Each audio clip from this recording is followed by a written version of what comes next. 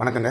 Maharashtra election முடிஞ்ச அரை மணி நேரத்தில் வந்து எக்ஸிட் போல்ஸோட கருத்துக்கள் சோஷியல் மீடியாலையும் டிவியில் டெலிகாஸ்ட் ஆக ஆரம்பிச்சிடும். ஆனால் அதே வந்து ஃபேஸ் வாரியாக எலெக்ஷன்ஸ் இருந்திருந்தால் கண்டிப்பான ஒரு எக்ஸிட் போல்ஸுக்கு அலோடு கிடையாது. ஏன்னா வந்து ஒரு எக்ஸிட் போல்ஸோட இன்ஃப்ளூன்ஸ் வந்து அடுத்து நடக்கக்கூடிய கான்ஸ்டியூன்சியில் எலெக்ஷன்ஸை வந்து இன்ஃப்ளூன்ஸ் பண்ணக்கூடாதுன்றதான் கருத்து. இது ரொம்ப அருமையான கருத்து. இந்த கருத்து வந்து சினிமாக்கும் பொருந்தும். ஃபர்ஸ்ட் ஷோ பார்த்துட்டு வர சில பேர்த்தோட கருத்துக்களை வச்சு மொத்த படத்தோட தலையெழுத்தே மாற்றப்படுது.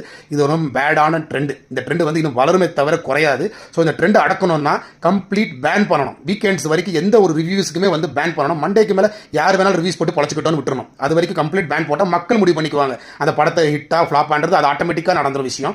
நிறைய ப்ரொடக்ஷன்ஸ்கள் வந்து காப்பாற்றப்படுவாங்க. நிறைய லாபிஸ் நடந்துகிட்டு இருக்கு. Production house to production house, heroes to hero, இல்லை கட்சி டு கட்சி, ஏதோ ரூபத்தில் யாரோ காலுக்கு போகிறதுக்கு மொத்த இண்டஸ்ட்ரியே வந்து பலிகடாவாகிட்டு இருக்கு. இந்த ட்ரெண்ட் வளரக்கூடாது. இந்த மிகப்பெரிய இண்டஸ்ட்ரி காப்பாற்றக்கூடிய பொறுப்பு வந்து கவர்மெண்ட்ஸுக்கு இருக்கு. ஸோ பேன் பண்ணுங்க ரிவ்யூஸை வீக்கெண்ட் வரைக்கும். மண்டேக்கு மேலே யார் வேணா ரிவ்யூ போட்டுக்கிட்டோம். படத்தோட முடிவு மக்கள் கிட்ட இருக்கட்டும். சில சேனல்ஸ் கிட்ட இருக்கிறது கூடாது அப்படின்ற